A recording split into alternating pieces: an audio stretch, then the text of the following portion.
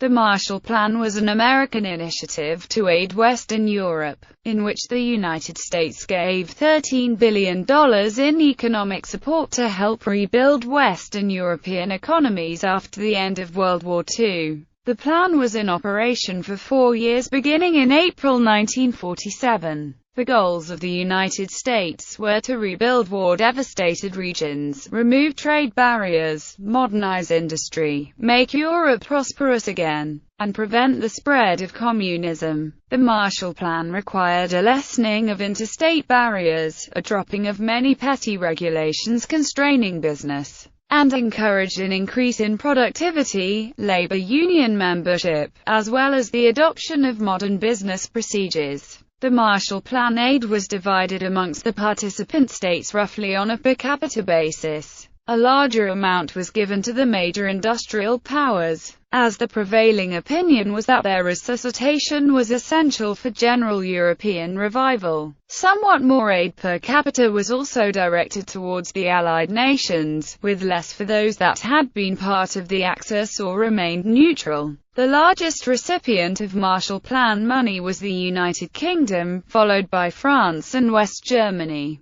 Some 18 European countries received plan benefits. Although offered participation, the Soviet Union refused plan benefits, and also blocked benefits to Eastern Bloc countries, such as East Germany and Poland. The United States provided similar aid programs in Asia, but they were not called Marshall Plan. The initiative is named after Secretary of State George Marshall. The plan had bipartisan support in Washington, where the Republicans controlled Congress and the Democrats controlled the White House with Harry S. Truman as president. The plan was largely the creation of State Department officials, especially William L. Clayton and George F. Kennan, with help from Brookings Institution, as requested by Senator Arthur H. Vandenberg, chairman of the Senate Foreign Relations Committee. Marshall spoke of an urgent need to help the European recovery in his address at Harvard University in June 1947. The purpose of the Marshall Plan was to aid in the economic recovery of nations after World War II as well as to antagonize the Soviet Union by providing economic assistance to nations including the USSR. The United States was informing nations of the squalid and depraved conditions that they lived in. In order to combat the effects of the Marshall Plan, the USSR developed and forcefully imposed its own economic plan. Known as the Molotov Plan, the phrase, equivalent of the Marshall Plan, is often used to describe a proposed large-scale economic rescue program, development and deployment.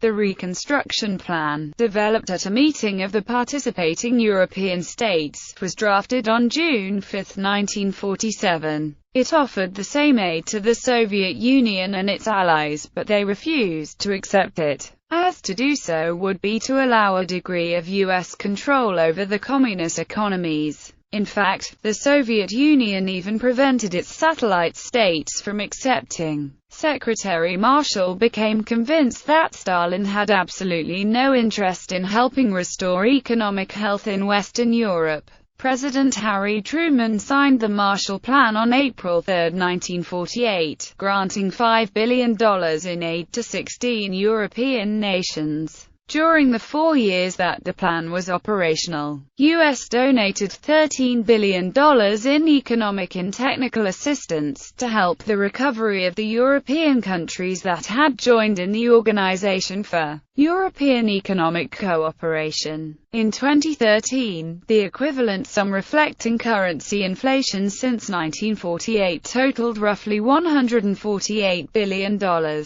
The $13 billion was in the context of the U.S. GDP of $258 billion in 1948, and was on top of $13 billion in American aid to Europe between the end of the war and the start of the plan, that is counted separately from the Marshall Plan. The Marshall Plan was replaced by the Mutual Security Plan at the end of 1951. That new plan gave away about $7 billion annually until 1961, when it, in turn, was replaced by a new program. The ERP addressed each of the obstacles to post-war recovery. The plan looked to the future, and did not focus on the destruction caused by the war. Much more important were efforts to modernize European industrial and business practices using high-efficiency American models, reducing artificial trade barriers, and instilling a sense of hope and self-reliance. By 1952, as the funding ended, the economy of every participant state had surpassed pre-war levels. For all Marshall Plan recipients,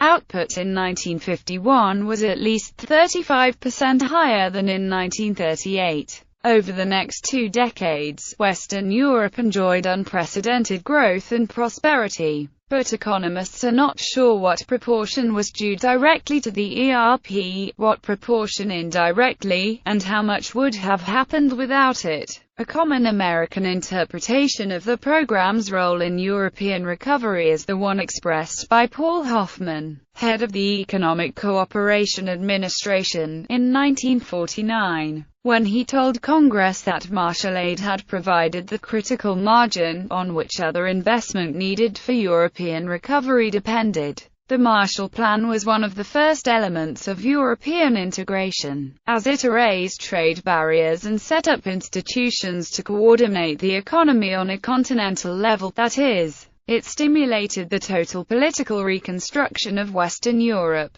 Belgian economic historian Herman van der Wee concludes the Marshall Plan was of great success. It gave a new impetus to reconstruction in Western Europe and made a decisive contribution to the renewal of the transport system, the modernization of industrial and agricultural equipment, the resumption of normal production, the raising of productivity, and the facilitating of intra-European trade. Wartime destruction. By the end of World War II, much of Europe was devastated. Sustained aerial bombardment during the war had badly damaged most major cities, and industrial facilities were especially hard hit. The region's trade flows had been thoroughly disrupted. Millions were in refugee camps living on aid from United Nations Relief and Rehabilitation Administration and other agencies. Food shortages were severe, especially in the harsh winter of 1946–1947. From July 1945 through June 1946, the United States shipped 16.5 million tons of food, primarily wheat, to Europe and Japan. It amounted to 1/6 of the American food supply, and provided 35 trillion calories.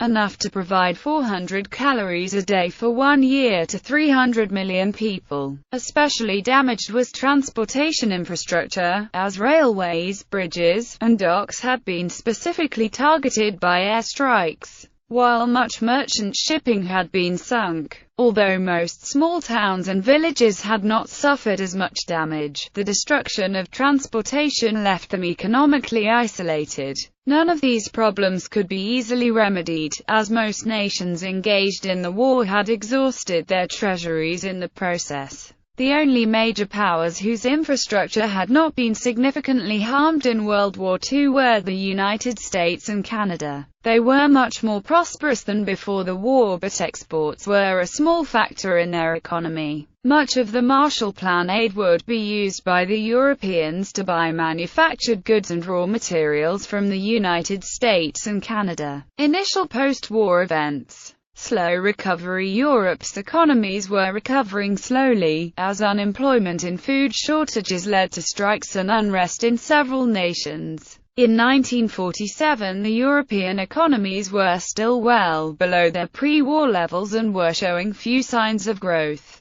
Agricultural production was 83% of 1938 levels, industrial production was 88%, and exports only 59%. In Britain the situation was not as severe. In Germany in 1945–46 housing and food conditions were bad, as the disruption of transport, markets and finances slowed a return to normality. In the West, bombing had destroyed 5 million houses and apartments, and 12 million refugees from the East had crowded in. Food production was only 2/3 of the pre-war level in 1946–48, while normal grain and meat shipments no longer arrived from the East. Furthermore, the large shipments of food stolen from occupied nations during the war no longer reached Germany. Industrial production fell more than half and reached pre-war levels only at the end of 1949. While Germany struggled to recover from the destruction of the war, the recovery effort began in June 1948, moving on from emergency relief. The currency reform in 1948 was headed by the military government and helped Germany to restore stability by encouraging production. The reform revalued old currency and deposits and introduced new currency.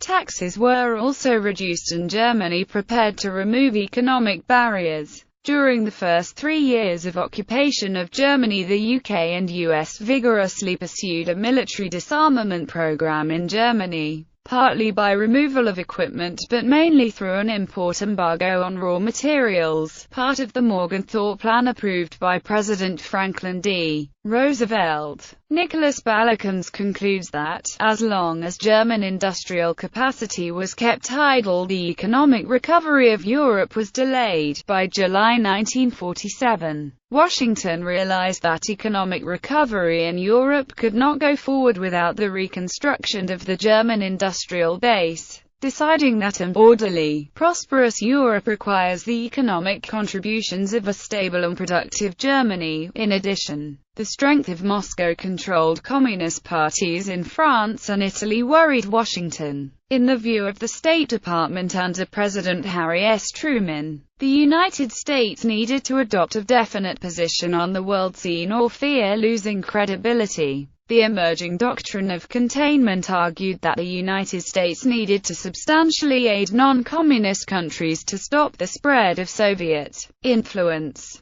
There was also some hope that the Eastern Bloc nations would join the plan, and thus be pulled out of the emerging Soviet bloc. But that did not happen. In January 1947, Truman appointed retired General George Marshall as Secretary of State. In July 1947, Marshall scrapped Joint Chiefs of Staff Directive 1067 implemented as part of the Morgenthau Plan under the personal supervision of Roosevelt's Treasury Secretary Henry Morgenthau, Jr., which had decreed, "Take no steps looking toward the economic rehabilitation of Germany, or designed to maintain or strengthen the German economy." Thereafter, JCS 1067 was supplanted by JCS 1779, stating that, "An orderly and prosperous Europe requires the economic contributions of a stable and productive Germany." The restrictions placed on German heavy industry production were partly ameliorated. Permitted steel production levels were raised from 25% of pre-war capacity to a new limit, placed at 50% of pre-war capacity. With a communist insurgency threatening Greece, and Britain financially unable to continue its aid,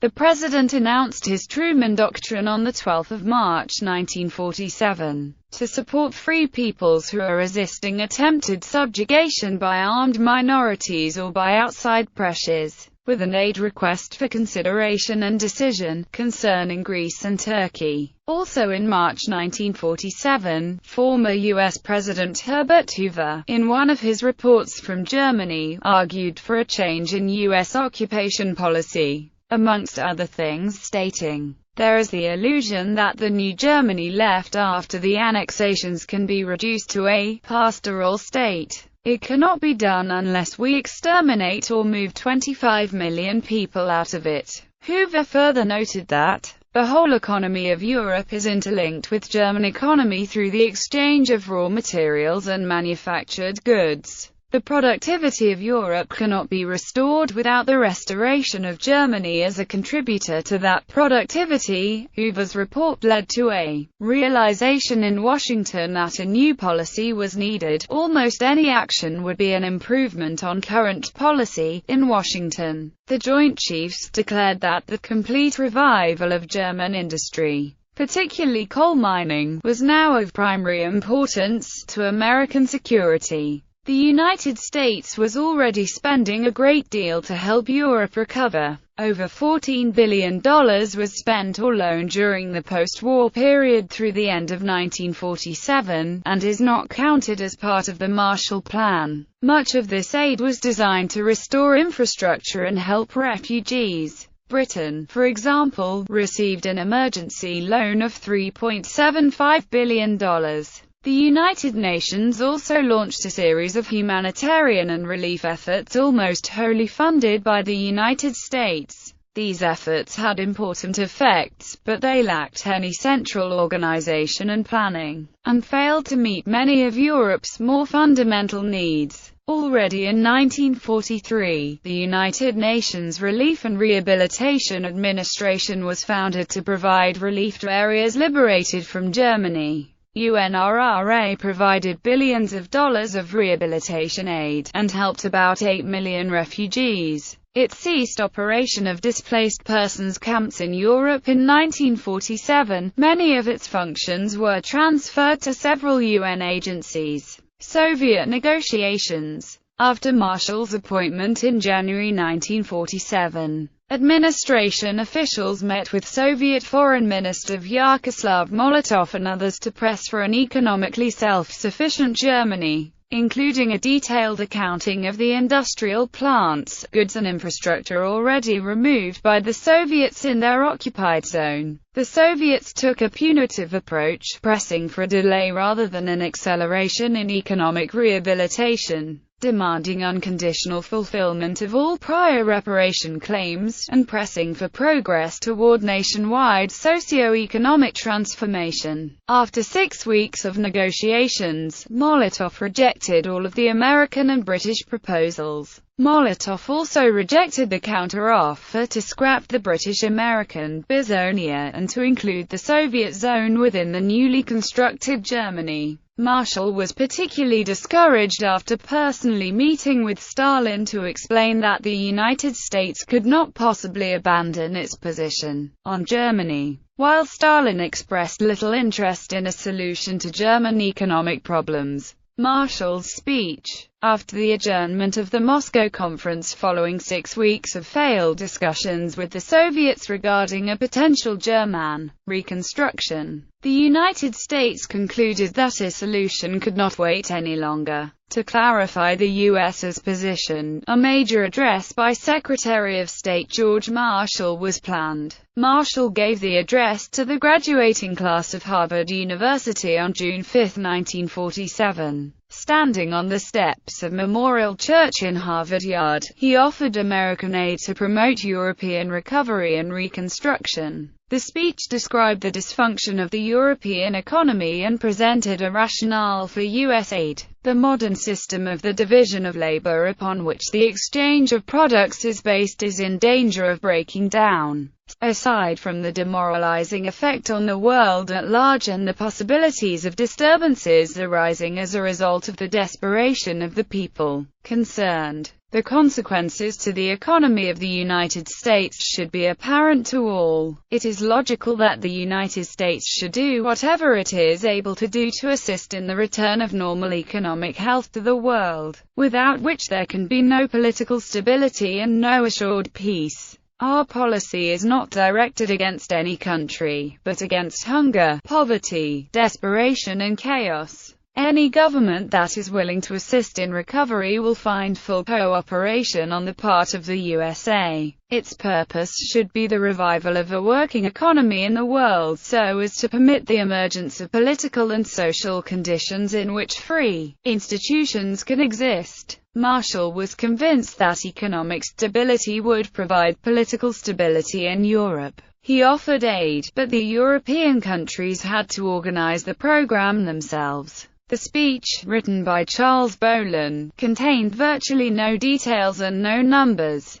More a proposal than a plan, it was a challenge to European leaders to cooperate and coordinate. It asked Europeans to create their own plan for rebuilding Europe, indicating the United States would then fund this plan. The administration felt that the plan would likely be unpopular among many Americans, and the speech was mainly directed at a European audience. In an attempt to keep the speech out of American papers, journalists were not contacted, and on the same day Truman called a press conference to take away headlines. In contrast, Dean Acheson, an Under-Secretary of State, was dispatched to contact the European media, especially the British media, and the speech was read in its entirety on the BBC.